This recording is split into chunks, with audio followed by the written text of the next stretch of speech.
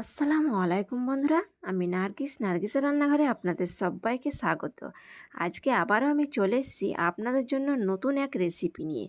গরমের সিজনে এই রেসিপি দুর্দান্ত লাগে, একবার হলেও বানিয়ে খেয়ে দেখবেন। ফুলুরি আলুর ঝোল, দুর্দান্ত স্বাদের এই রেসিপি আপনাদের জন্য। গরমের সিজনে এই রেসিপি দারুণ লাগবে, একবার হলেও বানিয়ে খেয়ে দেখবেন। ভিডিওটা স্কিপ না করে পুরো ভিডিওটা দেখার জন্য সবাইকে অনুরোধ করছি। চলুন তাহলে সময় নষ্ট না করে বানিয়ে নেওয়া যাক। দেখুন, ছোট ছোট ফুলুরিকে আমি দুভাগে ভাগ করে কেটে নিয়েছি। এখানে নিয়েছি আলুটাকে ছিলে চকো চকো করে কেটে নিয়েছি পেঁয়াজ, লঙ্কা, ধনেপাতা, টমেটো নিয়েছি এখানে হাফ, 4টে কাঁচা লঙ্কা। কড়াই নিয়েছি, কড়াইয়ে তেল দিয়ে দিলাম। তেলটা গরম হয়ে এসে দিয়ে দিলাম আলুটাকে লাল করে ভেজে নেব। হালকা আঁচে ভেজে নেব, তাহলে আলুটা হাফ সেদ্ধ হয়ে যাবে বা কুক হয়ে যাবে।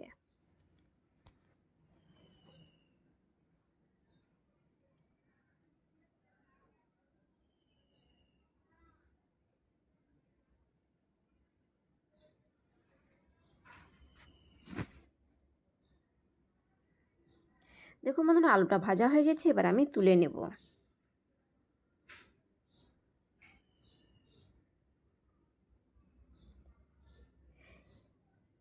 এই তেলে দিয়ে দেব কুচিয়ে রাখা পেঁয়াজটাকে এবার নেড়ে চড়ে ভালো করে লাল করে নেব।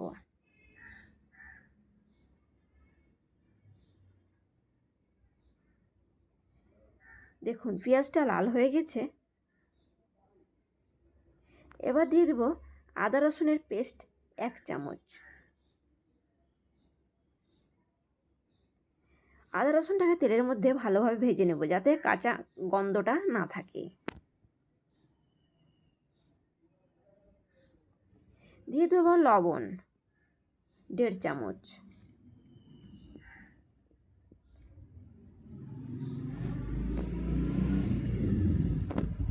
লঙ্কা 1 চামচ, জিরে গুঁড়ো 1 চামচ, হলুদ গুঁড়ো 1 চামচ। এবার একটু জল দিয়ে দেবো যাতে মশলাটা পুড়ে না যায়।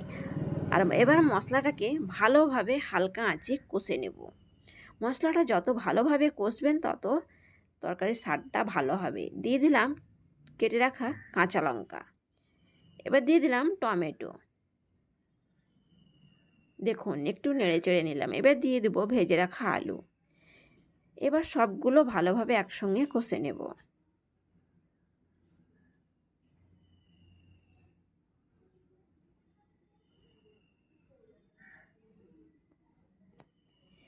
এবার সামান্য একটু জল দিয়ে দেব।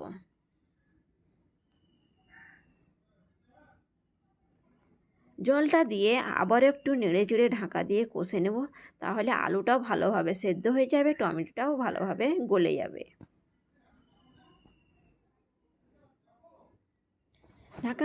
ঢাকা দিয়ে রেখে দিলাম কিছুক্ষণ। দেখুন এবার ভালোভাবে নেড়ে চেড়ে কষে নেব।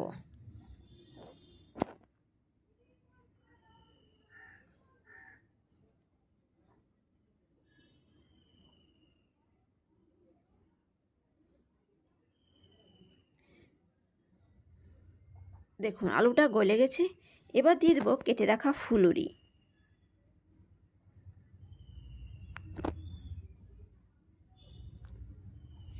এবার একটু নেড়ে চেড়ে কষে নেব।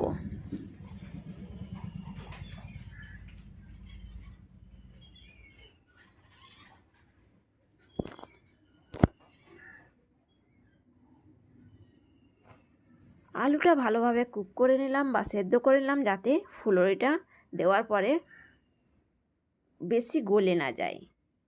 একসঙ্গে দিলে ফুলুরিটা বেশি গলে যাবে। দেখুন কষানো হয়ে গেছে, জল দিয়ে দিলাম। আমি যদি আলু ফুলুরি একসঙ্গে দিয়ে দিতাম তাহলে ফুলুরিটা পুরো গলে ডাল হয়ে যেত।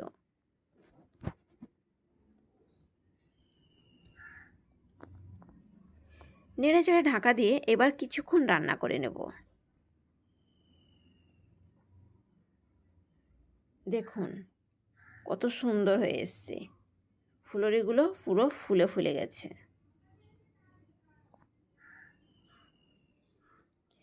আবার একটু ঢাকা দিয়ে রেখে দেব।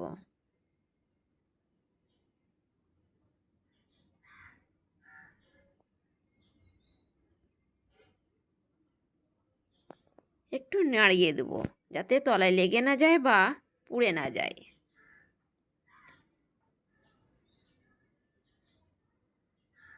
এবার দিয়ে দেবো কুচিয়ে রাখা ধনেপাতা।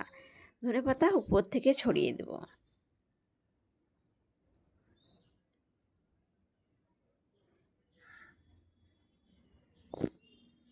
আবার একটু নেড়ে চেড়ে ঢাকা দিয়ে রেখে দেবো কিছুক্ষণ।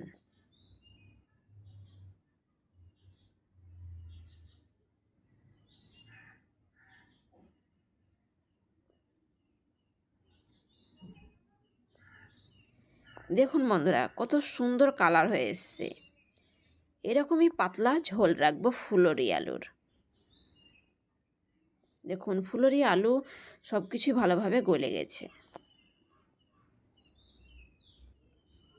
গরমের সিজনে একবার হলেও এই ফুলরি আলুর ঝোল বানিয়ে খেয়ে দেখবেন, দুর্দান্ত স্বাদ। একবার খেলে বারবার খেতে চাইবেন।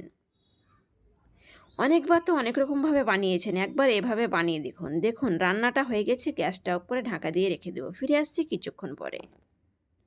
দেখুন বন্ধুরা, পরিবেশন করে নিয়েছি ফুলরি আলুর পাতলা ঝোল। দুর্দান্ত স্বাদের এই রেসিপি আপনাদের জন্য। আমার এই রেসিপি যদি আপনাদের ভালো লাগে অবশ্যই লাইক কমেন্ট শেয়ার করবেন, অনেক অনেক শেয়ার করবেন বন্ধুরা। আর আমার চ্যানেলে যদি নতুন বন্ধু হয়ে থাকেন প্লিজ চ্যানেলটিকে সাবস্ক্রাইব করবেন, পাশে থাকা বেল আইকনটি বাজিয়ে দিবেন। ভালো থাকবেন বন্ধুরা, সুস্থ থাকবেন। ধন্যবাদ। আজকের রেসিপি ফুলুরি আলুর পাতলা ঝোল।